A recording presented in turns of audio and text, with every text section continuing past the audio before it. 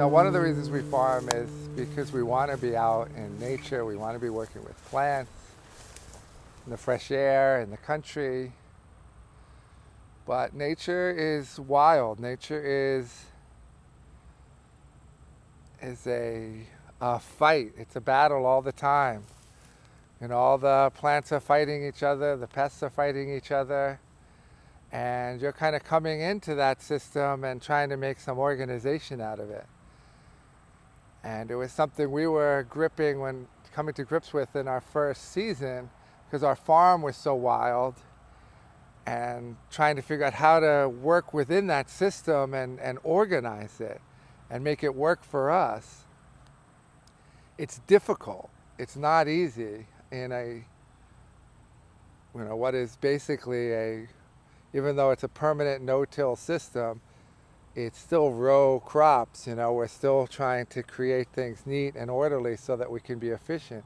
And that's incredibly important. And one of the ways we kind of did that is we keep our soil wild by not tilling it, by that the biology that's going on in the soil is staying wild.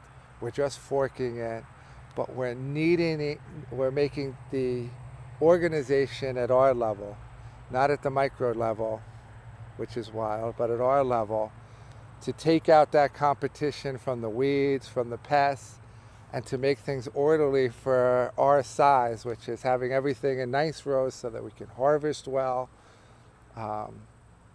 be able to plant easily, and make maximum production and profit on that square footage.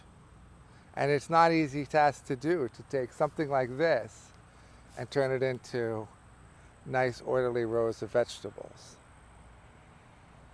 So it's a permanent, natural system where I have forced organization on top of it, on top of the wild